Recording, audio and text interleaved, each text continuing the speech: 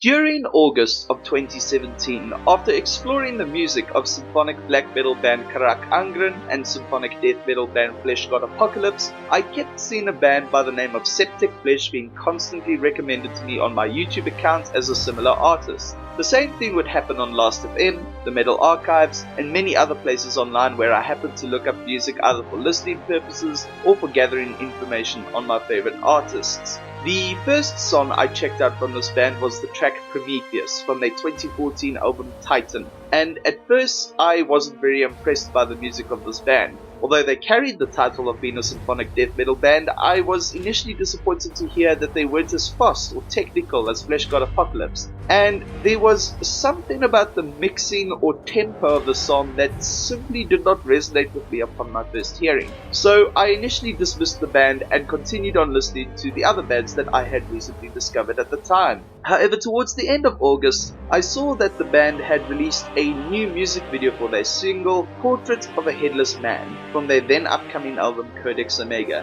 and the video had garnered a lot of attention on the various metal Facebook groups and magazine websites that I followed. Then, after much hesitation, I eventually caved in and decided to give the band another chance, and now I can happily say that it was one of the best decisions I've ever made in my life. I immediately fell in love with not only the extremeness and heaviness of the song, but the video looked as though it came straight from a dystopian cyberpunk movie or TV show like Ghost in the Shell, The Matrix, or Technolize. I was then immediately sold on getting my hands on this record the moment it dropped, though upon my first listening, I initially found their music to be far too extreme for my tastes. The opening track, Dante's Inferno, certainly gave me bad memories of the original old black and white film L'Inferno, and many others just left me feeling unsettled, and for a short while I actually couldn't listen to the album all that often without getting chills down my spine and flashes of horrific imagery going through my mind.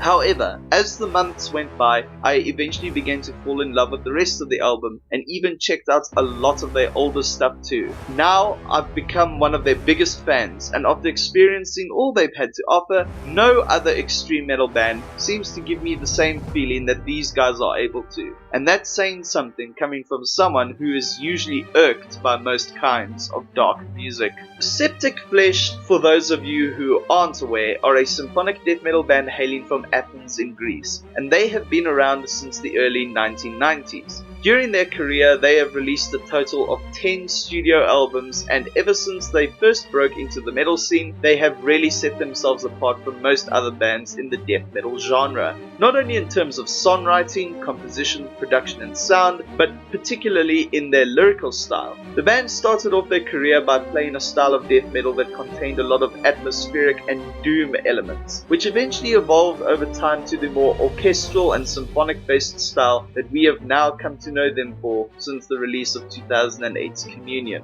Despite their evolution in sound, their lyricism has always remained consistent and different from most death metal bands to this very day. Unlike a lot of death metal bands, especially in the early days of the genre, the band chose to base their lyrics on themes such as occultism, fantasy, mythology, and the works of horror author H.P. Lovecraft, as opposed to the usual blood, guts, and gore-themed lyrics that are a standard of the genre. Also, even though they have constantly evolved their sound, they have always managed to maintain a level of excellence and consistency with each and every single album they put out, which are generally met with both critical and commercial acclaim. Now, you might be asking yourself, what is it about this band that just seems to captivate music lovers? And what is it that makes them so great and successful with what they do? How can a band that produces such dark and sinister music be one of the most prolific and recognized names in the metal and orchestral music scenes? There are several reasons, I believe, to be behind their success, and I thought it would be a great and fun topic of interest to cover in a video. So sit back, pull out your music sheets, and dust off those ancient scrolls and tomes as we dive into why Septicflesh are the masters of extreme symphonic music.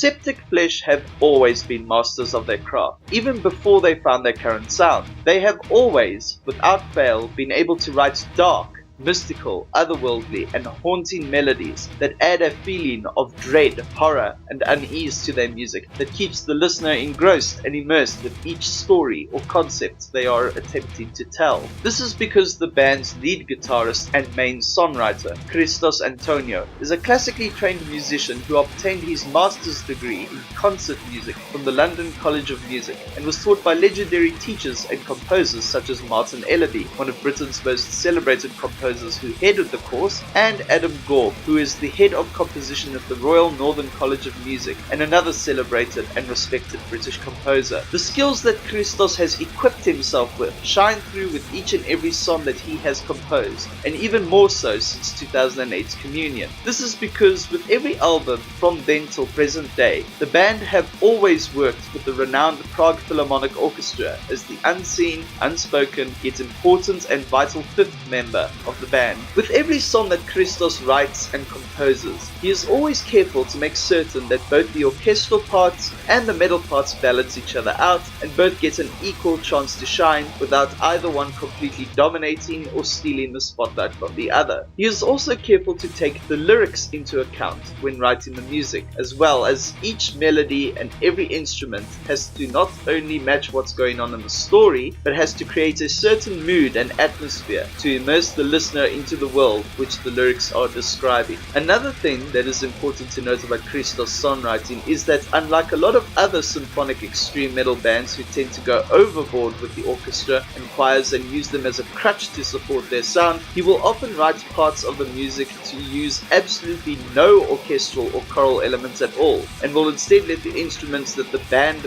themselves play dominate the main idea behind the music, which is the brutality, extremeness, and darkness of the sound. Christos also has the uncanny ability to write elements of black metal, gothic metal, and industrial metal into the songs while still allowing the band's overall sound to retain the brutality and heaviness of death metal. Christos, however, is not the only important member of the band, nor is he the sole and only reason behind the band's success. Each member of the band, although different, specialize in something that is unique only to them as individuals, and it is these elements that are vital to the band's ability to work as a group.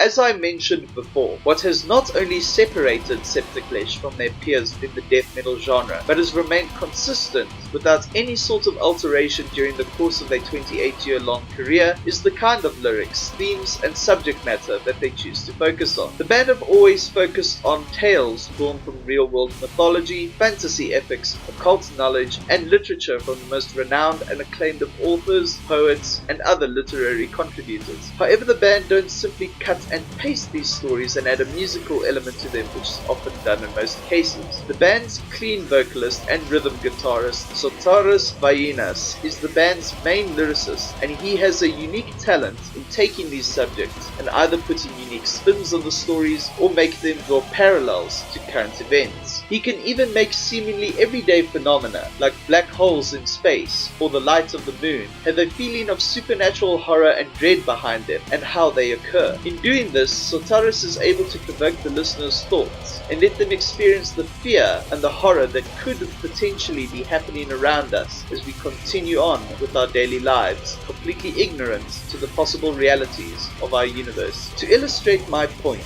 I shall use the lyrics to the first track off of Communion, titled Lovecraft's Death. Lovecraft's Death is a song dedicated as a tribute to acclaimed horror author and godfather of the cosmic horror genre, Howard Phillips Lovecraft, and his renowned Cthulhu mythos. The lyrics are as follows.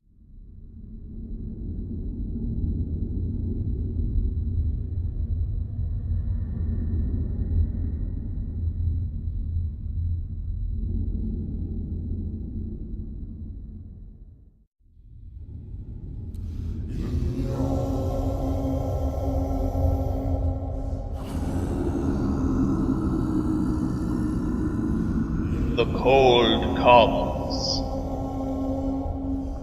The rats in the walls break the deadly sound of silence. As time decays, you try to name the unnameable, a whisperer in darkness. Our hound smells you.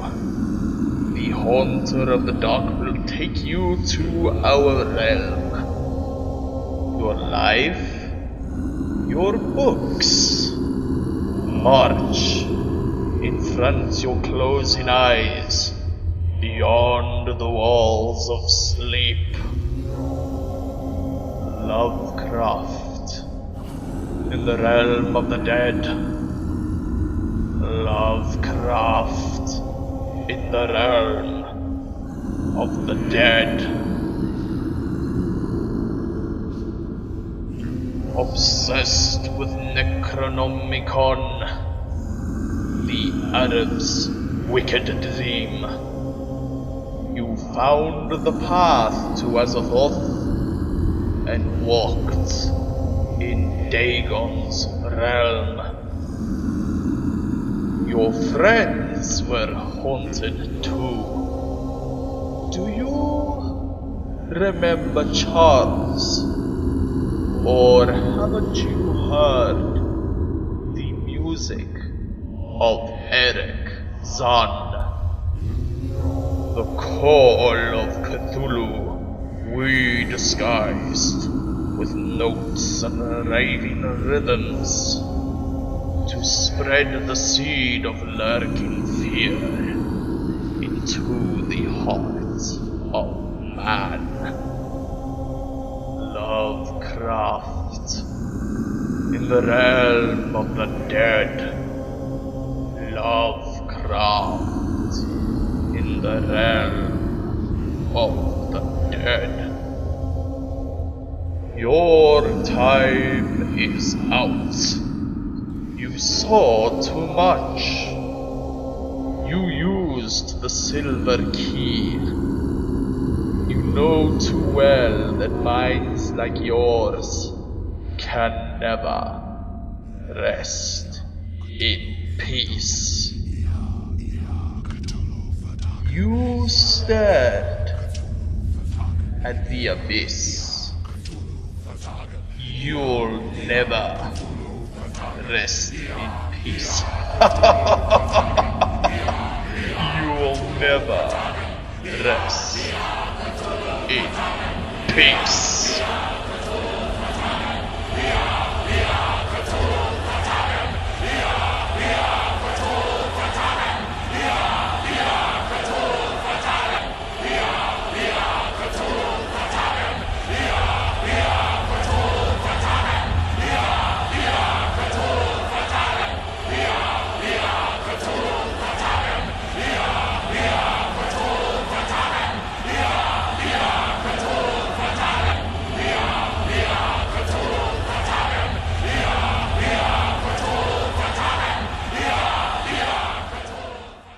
The reason why the lyrics for this song are genius is because of the fact that Sotaris uses them in a way that implies that perhaps Lovecraft's stories were more than just fictitious tales meant to entertain, but actual events that Lovecraft either experienced himself or uncovered while researching sources to fuel his creative endeavors. Sotaris uses a mixture of the titles and characters of Lovecraft's most popular stories, including the ever-popular Call of Cthulhu, Dagon, The Rats in the Walls, the music of Eric Zahn, The Hound, Beyond the Walls of Sleep, The Curious Case of Charles Dexter Ward, among several others. If you would like me to make another video in the future analyzing the lyrics of this song in depth for those of you who are maybe unfamiliar with the works of Lovecraft, then be sure to let me know in the comments below. Anyways, the way the lyrics are written makes it sound as though Lovecraft, as he lies on his deathbed and as his life is starting to fade, his soul begins to enter the realm of the elder gods and the great old ones.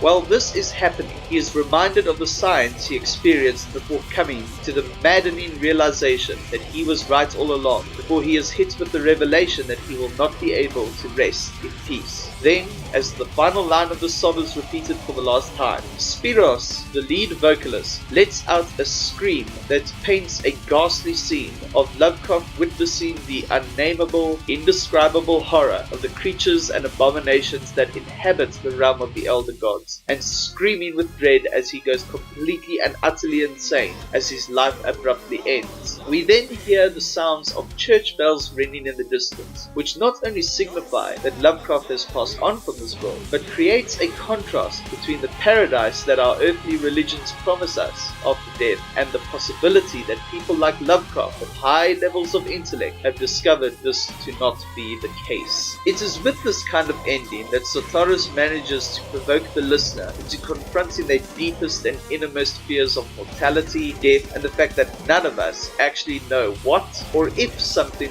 awaits us beyond this life, regardless of our personal or religious beliefs. Sotaris' lyrical writing style is one that truly enhances the feel, the tone, and the atmosphere of the music, and without them, the music would lack that extra level of creep factor that makes the music of Septicflesh extreme and dark. There are plenty of other great examples that I could use, such as The Vampire of Nazareth, Portrait of a Headless Man, Pyramid God, Science, Persepolis, War in Heaven, Dante's Inferno, and The Order of Dracul. However, if I went through all of them, this video would probably be well over 12 hours long, and I would have surpassed the Digibros records when it comes to who can make the longest analysis video of all time on the internet, along with shit tons of other content on a billion side channels. Jokes aside, my point is that if one wishes to truly appreciate the music of this band in full, one would have to be somewhat familiar with at least the basic stories, history, and names of the figures or locations being referred to in each song. It is not very often that I would stress the importance of lyrics. My usual view on lyrics has always been that as long as they aren't stupid, unintelligent, annoying in repetition, or the only selling point of the song to mask the overall poor sound and songwriting, then I don't usually care what they are about.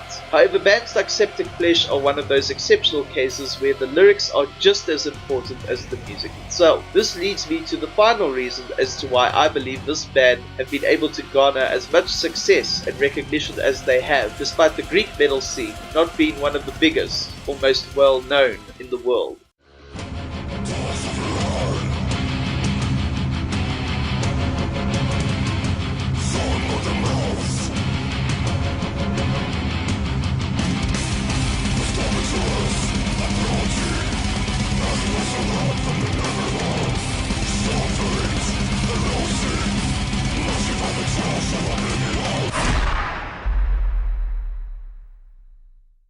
Septicflesh have, without a doubt, one of, if not the best imagery and visual aesthetics in the entire metal scene if you had to ask me personally. While most bands and movements in metal tend to imitate, draw inspiration from, or copy one another, Septicflesh drew inspiration more from comic books and movies than from other bands or movements known for their makeup and costumes. In a recent interview with Banner TV, Christos stated that instead of looking to figures like Ken Diamond, black metal bands, or shock rockers like Manson and Cooper, they instead got the idea for their costumes from movies and comic book characters like Batman, Hellraiser, and various others. All the members' costumes look as though they were made by a professional studio in Hollywood, and the very polished, high-quality look of the materials used in these outfits immediately give the impression that these guys mean business and aren't here to fool around. You can immediately sense that these people are driven by their passion and are determined to make it to the top, despite having the odds stacked against them when it comes to their local scene and the competition in surrounding countries or abroad. Although they only began to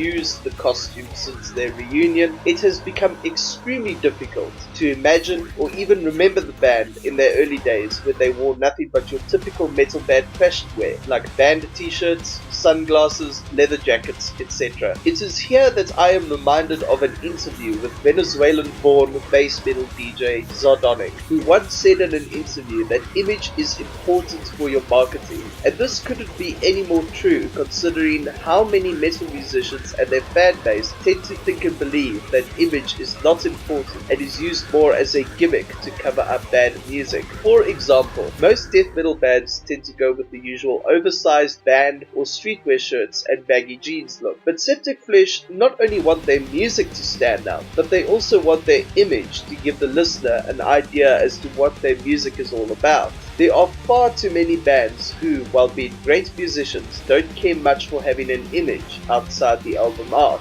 While I understand that not every band makes or has the money to afford certain resources, there are still plenty of cheaper and cost-effective ways to create a more simple yet elegant gimmick, so to speak. On the other side of the spectrum, there are also far too many bands who lean way too much on their look to hide the quality of their music. But Septicflesh are one of those few bands who are able to balance out the visuals with the music. The band's image, however, is much more than just the costumes. Spiros Seth Antonio, the bassist, harsh vocalist, and elder brother of Christos, is the band's main artist and has always done the album art and booklet art for the band. Not only that, but he has done art for many other big names in the metal scene, such as Decapitated, Camelot, Paradise Lost, Ex Deo, Moonspell, and Soilwork, to name a few. Spiros' work, according to him, and I quote, "I consider my art a dark portal to things forbidden, freed from the safeguarding valve of reason. My works are distorting dream mirrors of the body and soul. When I am painting, I am trying to emulate the conscious state of lucid dreaming. Besides, a dream is actually a canvas filled with images and much more from the subconscious with the responsible artist, the hyper-ego." This statement perfectly reflects the entity that is Septicflesh, and all of Spiros' work that he has done for the band reflects the concept of each album they release, along with the overall dark and extreme atmosphere of their music. The best and greatest example that I can use for this is the album art he did for their 2011 album, The Great Mass. The concept of the Great Mass basically boils down to the idea that the word mass has many connotations and different meanings depending on the context it is used in. The word mass has 4 different meanings. 1. A large body of matter with no definitive shape. 2. A large number of people or objects crowded together. 3. Involving or affecting large numbers of people or things.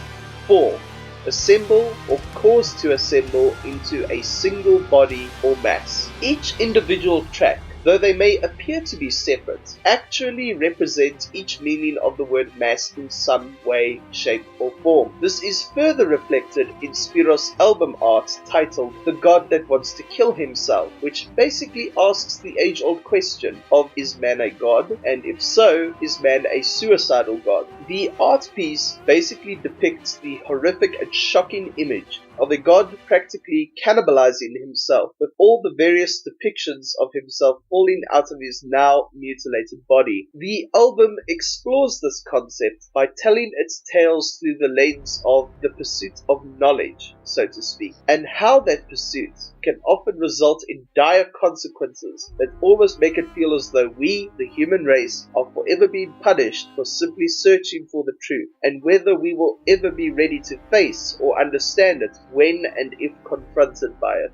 The fact as well that Spiros' art is done in a way that tries to emulate the conscious state of lucid dreaming, which funnily enough ties into the fact that our quest for knowledge or success always starts with a dream, and it is often that those dreams will drive a person to reach that goal no matter the cost, only for them to awaken from the dream and realize that what they had been striving for all their life until that moment was not all it was made out to be. Out of all the death metal bands I have listened to over the years, I have never encountered a band that actually plans its work out in full and in such meticulous detail like this, all the while utilizing the strengths, skills, and talent of each individual member to create a working unit that is able to produce such masterful work. If there is anything at all that you and upcoming bands should do to ensure a long and successful career, it's to take a page from bands like Septicflesh, as this method of teamwork has always proven to yield results and bear fruit,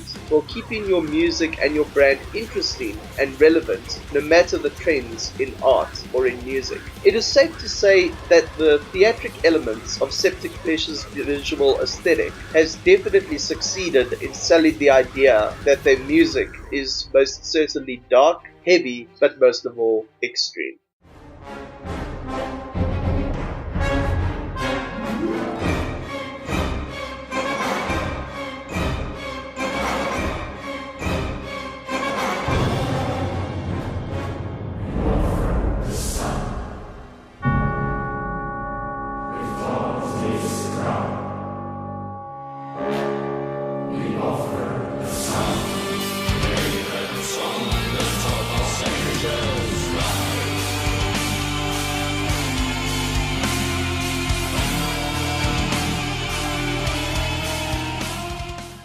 In conclusion, Septicflesh are definitely the masters of extreme symphonic music, because extreme music relies on dark themes, motifs, subject matter, and sound in order to create its idea and purpose of being able to create something beautiful out of darkness and tragedy. Septicflesh tick all the boxes and meet all the requirements when it comes to such things in their sound, lyricism, and image. Now, Septicflesh are most certainly not the first band in the world to cover such subjects or have a visual gimmick to market themselves. Septicflesh are able to show that they mean business, and that if you are someone who isn't used to hearing heavy music that covers dark subject matter and has extreme imagery, then you had either get yourself mentally prepared or go home. This band have clearly shown that if you want people to take the ideas of and extremeness of your music seriously, you have to give people the theatricality that they want and are looking for, and you should be able to do this with both your image and your music. The band's music is not only extreme, but is also innovative and is able to convey its themes clearly and precisely while allowing the listener some room to add their own interpretations to the lyrics and the stories being told. Their ability to blend the brutality of death metal, the cold soundscape of black metal, the eeriness of gothic metal, the polish of industrial metal, and the haunting atmosphere of dark orchestral music with exquisite and high quality visual elements is something that really adds a lot of depth to their work and should be applauded. There are very few extreme metal artists who are able to blend various elements from other genres as well as this, and there are even fewer who manage to balance them perfectly. This, my friends, is why Septicflesh are the masters of extreme symphonic music.